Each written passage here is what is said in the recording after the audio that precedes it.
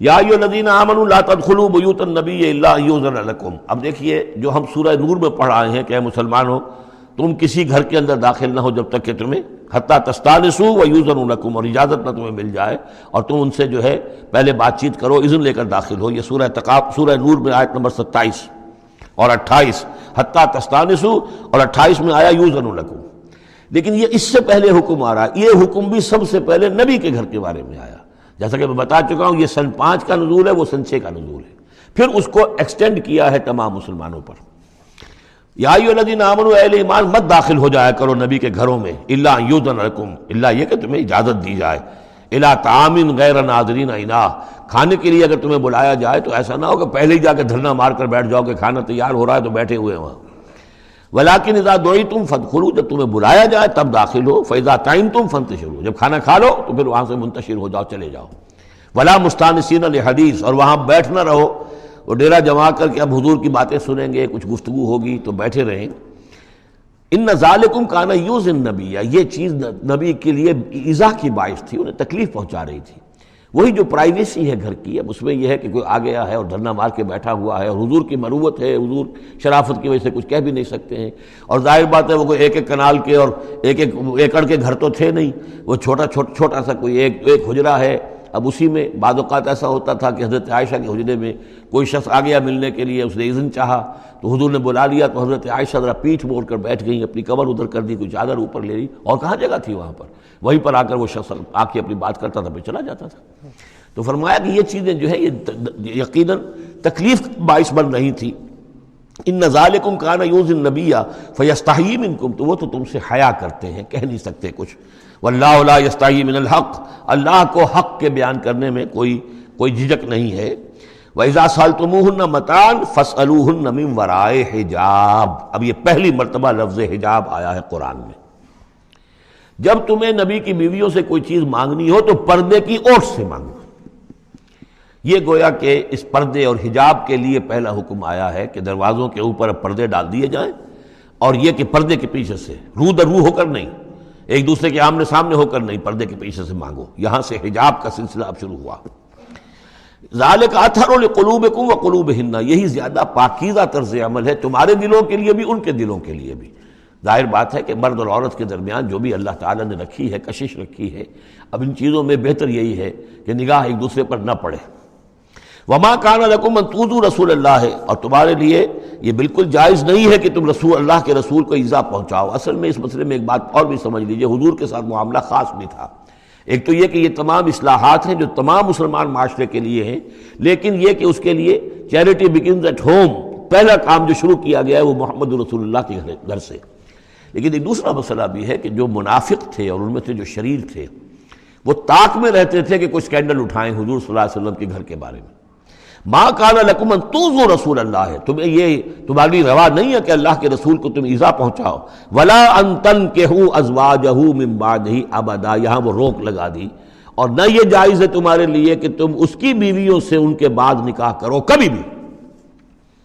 یہ بین، چونکہ ویسے بھی وہ ازواجہ امہاتہم، اس کی جو بیویاں ہیں حضور کی وہ تو تمہاری اہل ایمان کی مائیں ہیں، وہ ایک درجہ وہ بھی آ گیا. اب خاص صراحت کے ساتھ بھی کہہ دیا ولا ان تنکحوا ازواجہ من بعدہ ابدا. حضور کی ازواج کے لیے چونکہ اس کا کوئی امکان نہیں تھا، اسی لیے حضور کسی کو طلاق نہیں دے سکتے تھے. طلاق دیں تو ظاہر بات ہے وہ کسی اور سے تو نکاح کر نہیں سکتی. یہی وجہ ہے کہ تعدد ازدواج کا معاملہ حضور کے لیے زیادہ ایکسٹینڈ کر دیا گیا. ان ذالکم کان عند اللہ عظیما، اور یہ چیز اللہ کے نزدیک بہت بڑی ہے. تو اس سے یہ کہ اگر کسی کے لیے کسی کے دل میں، کسی خبیث کے دل میں کوئی خیال ایسا آ بھی رہا ہو تو اب یہاں یہ کہ اس کی روک لگ گئی کہ یہ بات جو ہے، یہ دروازہ یہ ہمیشہ کے لیے بند ہے. ان تبدوا شیئا او تخفوہ فإن اللہ کان بکل شیء علیما، خواہ تم کسی چیز کو ظاہر کرو اور خواہ تم چھپاؤ، اللہ تعالیٰ تو ہر چیز کا علم رکھتا ہے. لا جناح علیکم علیہن فی آبائہن، اب یہ وہ حکم آ رہا ہے جو تفصیل سے آیا ہے بڑی، وہ تو اب ہم پڑھ چکے سورہ نساء میں، وہ بعد میں آیا ہے. یہ ذرا مختصر آ رہا ہے کہ گھر میں داخلے سے جن کو روک دیا گیا ہے کہ وہ گھر سے باہر کھڑے ہو کر مانگنے جو کچھ مانگنا ہے، گھر میں داخل نہیں ہو سکتے. اب اس میں استثناء کون کون ہے، کون گھر میں جا سکتا ہے، اندر جا سکتا ہے، زنانے میں کون جا سکتا ہے. لا جناح علیہن، کوئی حرج نہیں ہے نبی کی بیویوں پر، فی آبائہن، ان کے باپوں کے بارے میں. حضرت عمر آئیں حضرت حفصہ کے گھر میں کوئی رکاوٹ نہیں، حضرت ابو بکر آئیں حضرت عائشہ کے گھر میں کوئی رکاوٹ نہیں، ولا ابنائہن نہ ان کے بیٹوں کے بارے میں، ولا اخوانہن نہ ان کے بھائیوں کے بارے میں، ولا ابناء اخوانہن نہ ان کے بھائیوں کے بیٹے یعنی بھتیجوں کا، ولا ابناء اخواتہن اور نہ ان کی بہنوں کے بیٹے یعنی بھانجوں کا، ولا نسائہن اور نہ ہی ان کی اپنی جان پہچان والی عورتوں کا، ولا ما ملکت ایمانکم اور جو غلام یا جو لونیاں ہیں، اور اکثر و بیشتر اہل سنت کے نزدیک یہاں صرف لونیاں مراد ہیں، ان کے بارے میں ٹھیک ہے وہ گھر میں داخل ہوں۔ گویا کہ یہ جو تفصیلی آیت آئی ہے سورہ نساء میں، اس کا یہ نیوکلیس جو ہے جو شروع میں وہ یہ ہے جو سورہ احزاب کے اندر، یہ مختصر ہے، مزید اس میں پوری فہرست کر کے اس کو مکمل کر دیا ہے کہ یہ ہے محرم، اور جو محرم ہے وہ محرمات ابدیہ ہیں، ان سے کبھی بھی کسی بھی حالت میں نکاح ہو ہی نہیں سکتا اس عورت کا۔ باقی یہ ہے جتنے بھی مرد ہیں وہ نامحرم ہیں، وہ باہر رہیں گے، کوئی چیز مانگنی ہے پردے کے اوٹ سے مانگیں گے، یہ ان کا معاملہ رہے گا، اور گھر میں داخل ہوں گے اگر تو عورت پردہ کرے گی، جیسے کہ حضرت عائشہ کا میں نے آپ کو طریقہ بتایا، یا اگر کہیں 2 کمرے ہیں تو عورت کسی اور کمرے میں جائے گی اور وہ جو ہے وہ کسی اور کمرے میں آئیں گے۔ یہ طریقہ ہے اسلامی معاشرت کا، مسلمانوں کی طرز رہائش کا۔ واتقین اللہ، اور اے نبی کی بیویوں ڈرتی رہو اللہ سے، ان اللہ کان علی کل شیء شہیدا، یقیناً اللہ تعالیٰ ہر چیز پر گواہ ہے۔ ان اللہ وملائکتہ یصلون علی النبی، اب یہ خاص طور پر لفظ وہی ہے یصلی علیکم وملائکتہ، یہاں صرف ترتیب بدل گئی ہے۔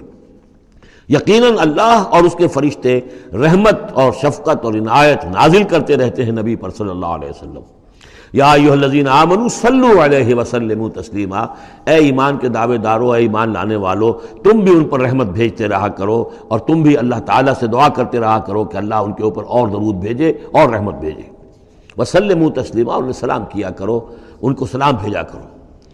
ان الذین یؤذون اللہ ورسولہ، یقیناً وہ لوگ کہ جو ایذا پہنچاتے ہیں اللہ کو اور اس کے رسول کو، لعنہم اللہ فی الدنیا، اب یہ منافقین کا تذکرہ ہو رہا ہے اس سورہ مبارکہ میں، جیسا کہ مدنی صورتوں میں اکثر و بیشتر ہے۔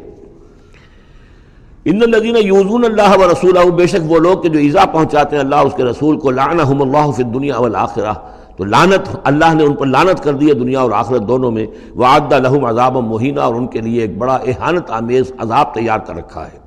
والذین یؤذون المؤمنین والمؤمنات بغیر ما اکتسبوا، اور وہ لوگ کہ جو ایذا پہنچاتے ہیں مسلمان مردوں کو اور مسلمان عورتوں کو بغیر اس کے کہ انہوں نے کوئی گناہ کا ارتکاب کیا ہو، یعنی الزام لگاتے ہیں، سکینڈلز ہیں، خام خواہ کی تہمتیں ہیں اور قذف ہو رہا ہے، فقد احتملوا بہتانا و اسما مبینا، تو انہوں نے تو اپنے اوپر جھوٹ کا اور بہت بڑے گناہ کا بوجھ لے لیا ہے۔ ابھی یہاں پر قذف کی سزا نہیں آئی، قذف کا حکم جو ہے اس کی حد وہ پھر سورہ نور میں آ چکی ہے، وہ ہم پڑھ چکے ہیں۔ 80 درے لگائے جائیں، 80 کوڑے، اگر کوئی شخص کسی مسلمان خاتون کے اوپر زنا کا الزام لگائے اور پھر 4 گواہ پیش نہ کر سکے، 80 کوڑے لگیں گے۔